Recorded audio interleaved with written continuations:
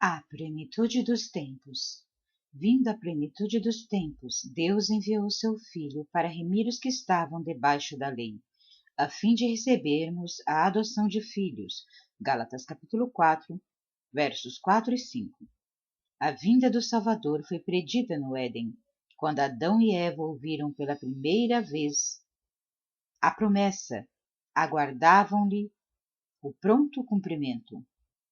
Saudaram alegremente seu primogênito, na esperança de que fosse o libertador. Mas o cumprimento da promessa demorava. Aqueles que primeiro receberam, morreram sem o ver.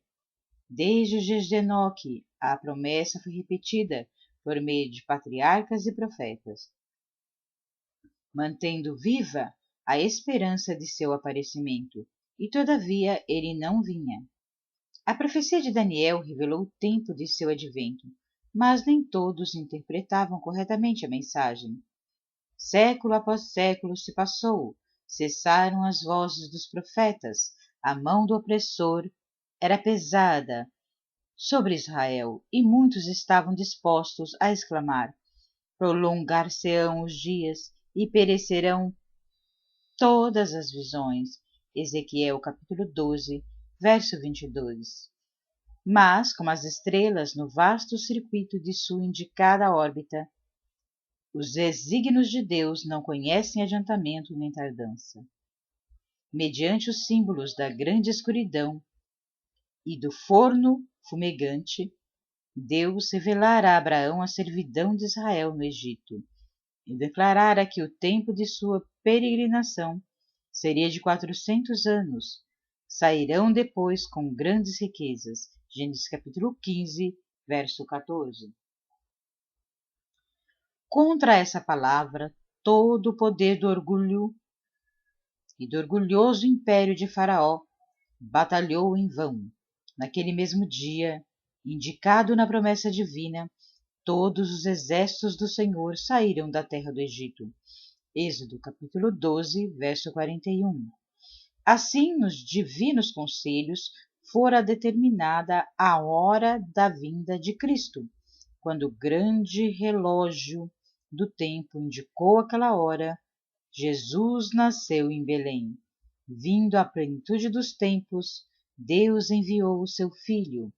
A providência havia dirigido os movimentos das nações e a onda do impulso e influência humanos, até que o mundo se achasse maduro para a vinda do libertador. As nações estavam unidas sob o mesmo governo. Falava-se vastamente uma língua, a qual era por toda parte reconhecida como a língua da literatura. De todas as terras, os judeus da dispersão reuniam-se em Jerusalém para as festas anuais. Ao voltarem para os lugares de sua peregrinação, podiam espalhar por todo o mundo as novas da vinda do Messias.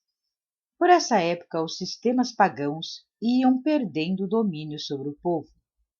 Os homens estavam cansados de aparências e fábulas, ansiavam uma religião capaz de satisfazer a alma. Conquanto a luz da verdade parecesse afastada dos homens, havia almas ansiosas de luz, cheias de perplexidade e dor. Tinham sede do conhecimento do Deus vivo, a certeza de uma vida para além da morte. À medida que Israel se havia separado de Deus, sua fé se enfraquecera e a esperança deixara, por assim dizer, de iluminar o futuro. As palavras dos profetas eram incompreendidas. Para a massa do povo, a morte era um terrível mistério. Para além, a incerteza e as sombras. Não era só o pranto das mães de Belém, mas o clamor do grande coração da humanidade, que chegou ao profeta através dos séculos, a voz ouvida em Ramá. Lamentação, choro e grande pranto. Raquel chorando os seus filhos e não querendo ser consolada, porque já não existem. Mateus 2, versos 18. Na região da sombra da morte, sentavam-se os homens sem consolação. Com olhares ansiosos, aguardavam a vinda do libertador. quando as trevas seriam dispersas e claro se tornaria o mistério do futuro. Fora da nação judaica, houve homens que predisseram o aparecimento de um instrutor. Esses homens andavam em busca da verdade e foi-lhes comunicado o espírito de inspiração, um após outro.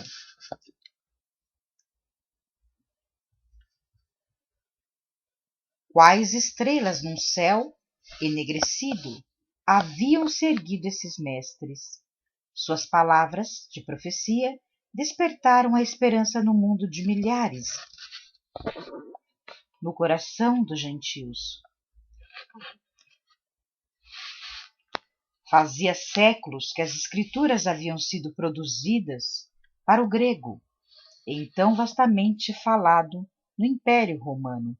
Os judeus estavam espalhados por toda parte, e sua expectação da vinda do Messias era até certo ponto partilhada pelos gentios. Entre aqueles a quem os judeus classificavam de pagãos, encontravam-se homens que possuíam melhor compreensão das profecias da Escritura relativas ao Messias do que os mestres de Israel. Alguns o esperavam como libertador do pecado. Filósofos esforçavam-se por estudar o fundo o mistério da organização dos hebreus. A hipocrisia desses, porém, impedia a disseminação da luz. Com o fito de manter a separação entre eles e as outras nações, não se dispunham a comunicar o conhecimento que ainda possuíam quanto ao serviço simbólico. Era preciso que viesse o verdadeiro intérprete, aquele a quem todos esses tipos prefiguravam. Devia explicar o sentido aos homens, por meio da natureza, de figuras e símbolos, de patriarcas e profetas. Deus falara ao mundo.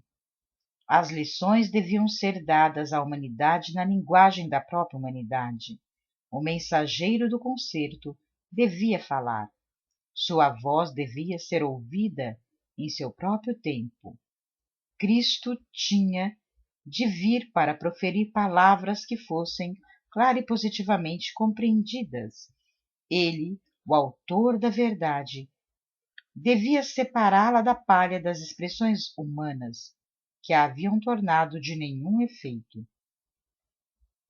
Os princípios do governo de Deus e o plano da redenção deviam ficar claramente definidos. As lições do Antigo Testamento precisavam ser plenamente apresentadas aos homens. Havia entre os judeus ainda algumas almas firmes, descendentes daquela santa linhagem, através da qual fora conservado o conhecimento de Deus.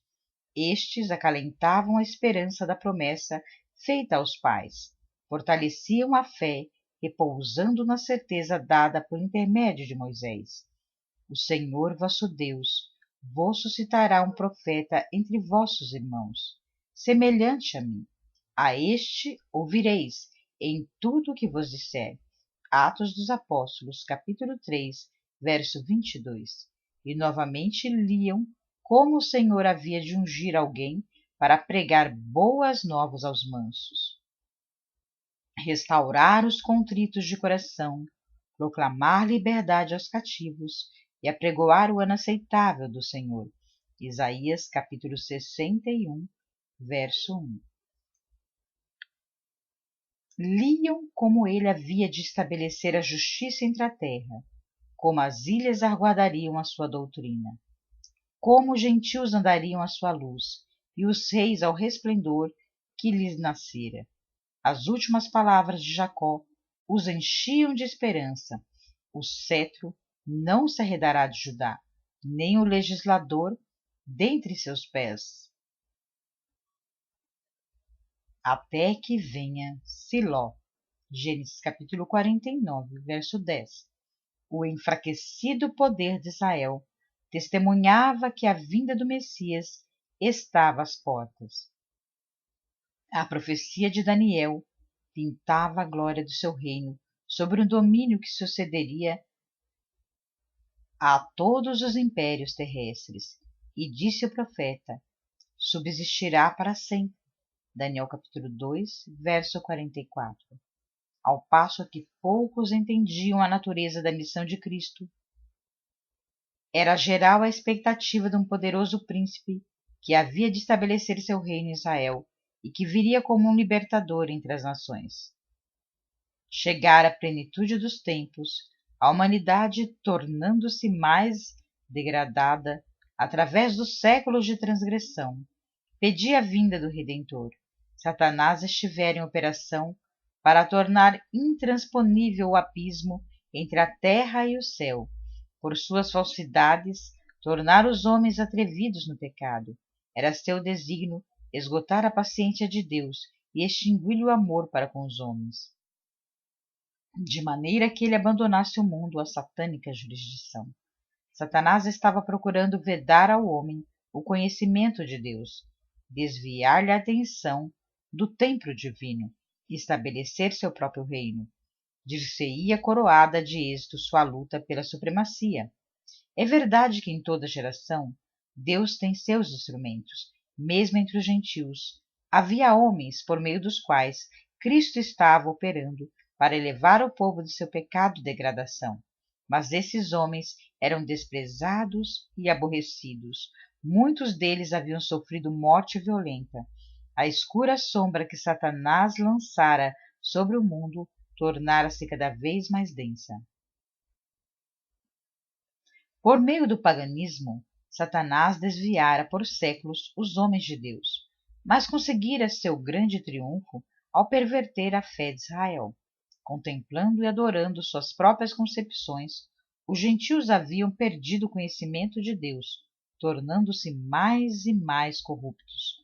O mesmo se deu com Israel. O princípio de que o homem se pode salvar por suas próprias obras e que está na base de toda a religião pagã, tornara-se também o princípio da religião judaica. Implantara-o Satanás. Onde quer que seja mantido, os homens não têm barreira contra o pecado. A maneira de salvação é comunicada aos homens por intermédio de instrumentos humanos, mas os judeus haviam procurado monopolizar a verdade, que é a vida eterna. Entesouraram o vivo maná que se corrompera. A religião que tinham buscado guardar só para si tornara-se um tropeço. Roubavam a Deus de sua glória e prejudicavam o mundo por uma falsificação do Evangelho. Haviam recusado entregar-se a Deus para a salvação do mundo e tornaram-se instrumento de Satanás para a sua destruição. O povo a quem Deus chamara para ser a coluna e fundamento da verdade transformara-se em representante de Satanás. Faziam a obra que ele queria que fizessem, seguindo uma conduta em que apresentavam mal o caráter de Deus, fazendo com que o mundo o considerasse um tirano. Os próprios sacerdotes que ministravam no templo haviam perdido de vista a significação do serviço que realizavam. Deixaram de olhar para além do símbolo, aquilo que ele significava. Apresentando as ofertas sacrificais, eram como atores num palco. As ordenanças que o próprio Deus indicara tinham se tornado o meio de cegar o espírito e endurecer o coração. Deus não poderia fazer nada mais pelo homem por meio desses veículos. Todo o sistema devia ser banido. O engano do pecado atingira sua culminância. Todos os meios para depravar a alma dos homens haviam sido postos em operação. Contemplando o mundo, o Filho de Deus, o sofrimento e miséria, viu com piedade como os homens se tinham tornado vítimas da crueldade satânica. Olhou compassivamente para os que estavam sendo corrompidos, mortos, perdidos. Estes tinham escolhido um dominador que os jungia a seu carro como cativos. Confundidos e enganados, avançavam em sombria procissão rumo à ruína eterna, para a morte em que não há nenhuma esperança de vida, para a noite que não tem alvorecer. Agentes satânicos estavam incorporados com os homens. O corpo de criaturas humanas feito para a habitação de Deus, tornara-se morada de demônios. Os sentidos, os nervos, as paixões, os órgãos dos homens eram por agentes sobrenaturais levados a condescender com a consciência mais vil. O próprio selo dos demônios se achava impresso na fisionomia dos homens. Esta refletia a expressão das legiões do mal de que se achavam possessos. Eis a perspectiva contemplada pelo Redentor do mundo. Que espetáculo para a infinita pureza! O pecado se tornara uma ciência, e era o vício consagrado como parte da religião. A rebelião deitara fundas raízes na alma, e violenta era a hostilidade do homem contra o céu. Ficara demonstrado perante o universo que, separada de Deus, a humanidade não se poderia erguer. Novo elemento de vida e poder tinha-se de ser comunicado por aquele que fizera o mundo. Com intenso interesse, os mundos não caídos observavam para ver Jeová levantar-se e assolar os habitantes da terra. E fizesse Deus assim, Satanás estaria pronto a executar seu plano de conquistar a aliança dos seres celestiais, declarar a ele que os princípios de Deus tornavam impossível o perdão. Houvesse o mundo sido destruído, e teria pretendido ser injusto às suas acusações. Estava disposto a lançar a culpa sobre o Senhor e estender sua rebelião pelos mundos em cima. Em lugar de destruir o mundo, porém, Deus enviou o seu Filho para o salvar. Embora se pudessem, por toda parte do desgarrado domínio, ver corrupção e desafio, foi provido um meio para resgatá-lo. Justo no momento da crise, quando Satanás parecia prestes a triunfar, veio o Filho de Deus com a embaixada da graça divina. Através de todos os séculos, de todas as horas, o amor de Deus se havia exercido para com a raça caída. Não obstante a perversidade dos homens, os sinais da misericórdia tinham sido constantemente manifestados. E ao chegar à plenitude dos tempos, a divindade era glorificada, derramando sobre o mundo um divino de graça vivificadora, o qual nunca seria impedido, nem retido, enquanto o plano da salvação não houvesse consumado. Satanás rejubilava por haver conseguido rebaixar a imagem de Deus na humanidade. Então veio Cristo, a fim de restaurar no homem a imagem de seu Criador. Ninguém senão Cristo pode remodelar o caráter arruinado pelo pecado. Veio para expelir os demônios que haviam dominado a vontade. Veio para nos erguer do pó, reformar o caráter manchado segundo o modelo de seu divino caráter, embelezando-o com sua própria glória.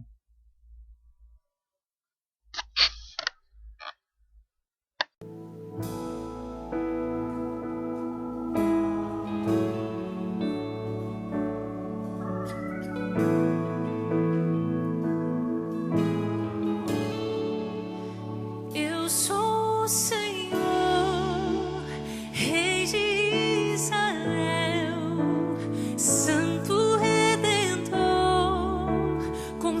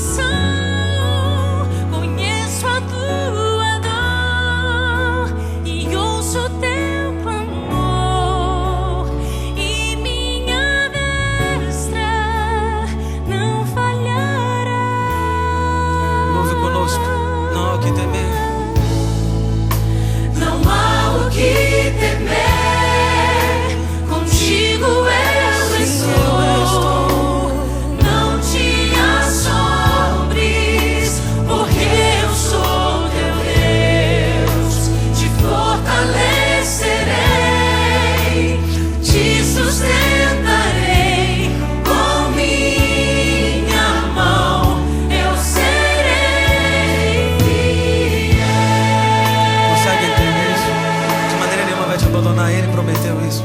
Ele é o nosso Senhor, o nosso Deus.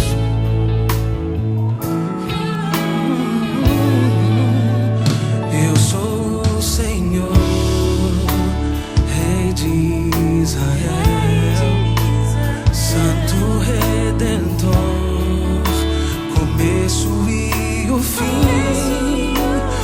Eu sou o Criador, o verdadeiro Deus. Eu sou a curar, sou o poder. Eu sou o amém, estrela da manhã. Eu morri na cruz, trouxe salvação.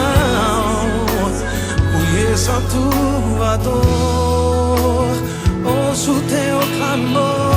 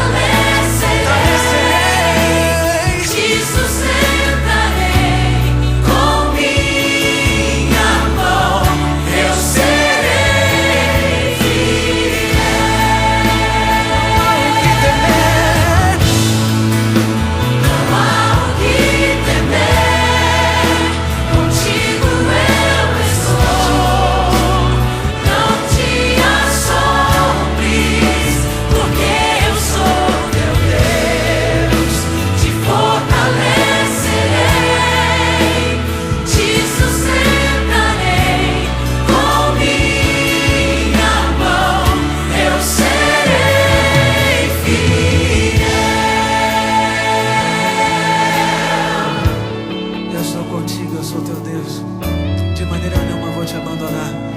E se a gente duvidar disso, estaremos duvidando do poder e da graça de Deus para nos salvar e resgatar.